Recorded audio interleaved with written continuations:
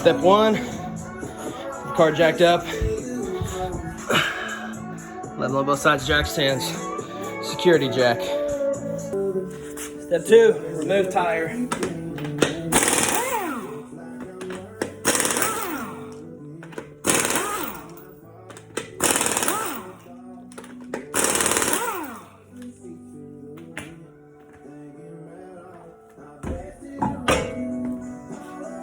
This is the reason for replacing. Inner CV boot is ripped. It's throwing grease everywhere. So the joint is not properly lubricated. Next, I'm gonna loosen up the lock on the axle nut and take it off.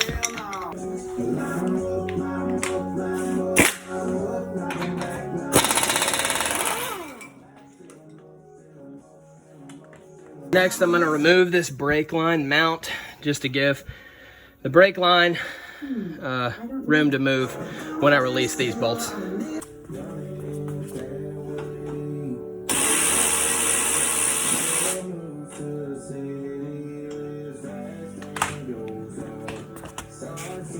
Next, this is loose. Next, I'm gonna remove this ABS wheel speed sensor clip just to give this room to move when I release these two bolts again. I didn't video this. This is just a pinch clip. It goes right there. Pinch it with some pliers. Remove that. Be careful with the ABS sensor. It's pretty delicate. Just let it hang, but don't pull it. The next big step is we're gonna remove these two bolts from the strut. This is how camber is marked for alignment. And so it's really important that you have this marked so that you put it back where it goes, or best practice would be to get in alignment after you remove these two bolts and reinstall them. So I'm gonna mark mine probably with some paint or a Sharpie, probably a Sharpie, and then get those bolts out. Kind of difficult to see, but the black line is Sharpie. I just marked it. You can see, I've done this job before, that's what the yellow's from. That's my reference point for where this needs to go back as close as possible in a DIY setting. Both of these bolts and nuts are 19 millimeter, so I'm gonna break them loose with my hands, with wrenches. It's really important there's a washer on the top one, so just make a mental note. Washer goes on the top, that's your camber bolt, and so I'll show you once to get it out. Just kidding, let me use my air tools.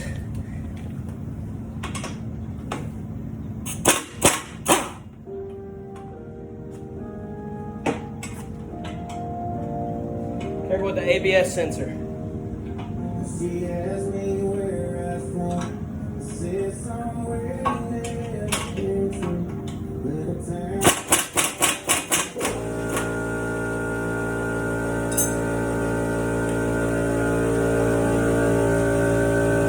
Keep up with your bolts and nuts. Put them back together, be organized. This is the lower bolt with its nut. This is the upper bolt. This is what a camber bolt looks like. It's offset so that when it rotates, it adjusts the the angle, I guess, of the tire on the road. Trying my best here. Trying my best. With these two bolts out, you can just give this a bonk bonk. Watch out for your wheel speed sensor. Watch out for your brake line. But we're just gonna hit this a little bit and separate it from this, and then allow this to tilt down. All right, with this separated, we were careful not to pull the ABS wheel speed sensor, not to put too much pressure on the brake line. This is separated. What we're gonna do now is push the CV from here, work it out of the hub here, and then from here, we'll be free to then work it out of the center differential down there. Patience is key. Just keep working it. You should slide freely from the hub. You just have to get the angle right. Make sure you don't dislocate the joints, and just keep yourself room, and it'll slide out. Then you want to work it out of the way of the brake line and the sensitive components over here. And my next step is with a drip pen under the vehicle, because you're going to lose some fluid. I'm going to give it some good yanks and pull it from the center diff from right in there. I'll show you once I get that done. Show you as best as possible. Mine's actually completely broken, so that is awesome. So I'm gonna get under there with a pry bar You have to be careful not to damage the surface area of the differential for the next one to seal properly. So being very careful, I'm going to get under there with a pry bar and pop it out from underneath and get this one out of the way. Okay, got under there with a pry bar and gently separated the inner CV from the differential. You'll lose fluid, so have fluid on hand. And then I'm going to remove this, put on some cardboard, it's going to be a little oily, get it out of the way. That's what a CV axle is not supposed to look like. There it is. I'm gonna get in there and make sure that that seal is good, things are cleaned up, and we'll insert the new CV axle. CV axle, obviously the side of the axle nut is the outside, this is the inside. You've got this little, sorry guys, maybe crescent moon shaped O-ring that helps things seal up, and I'm going to work on getting that in. As you're inserting the axle, you want to be careful pushing and pulling because you can dislocate, or whatever you want to call it, these CV axles, and that's challenging. So you want to be careful to push and get this thing just seated flush, and then we'll move on. Okay, now we start installation, reverse order of teardown. So I'm going to take the inner CV boot, I'm going to sit it in the insert, and then pop it into place. Okay, so the axle is seated in the housing. So now to bump it into place, if you will, what I do, put the axle nut on, flush with the threads, and I'm gonna get a dead blow mallet and tap it into place, holding everything straight, and it'll poof, pop right in. Felt it obviously pop into place. Come in here and visually inspect that things are seated well. I'm just gonna wipe off this oil, make sure that there are no leaks, and we'll move on. Things look good on the inner side. Next, I'm going to remove the axle nut, and then again, being very careful with the joint, I'm going to begin to maneuver it back into place inside of the hub, coming through, and then get these two back, into the strut. Okay, successfully able to work the CV axle back into the hub. This should move very freely, just like that. That's back in. Threw this bolt in just to hold things. So what I'm going to do is get the camber bolt back in.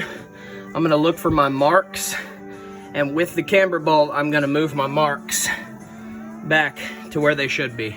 Now watch the line while I move the camber bolt. You can see it moving in and out, so I'm going to line. Boom. Black line up, and we're good.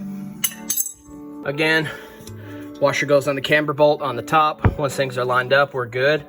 I'm gonna snug these up and really well, then we'll move on. These are tight to exactly 2 ugga-dugga pounds, so that should be pretty close to right.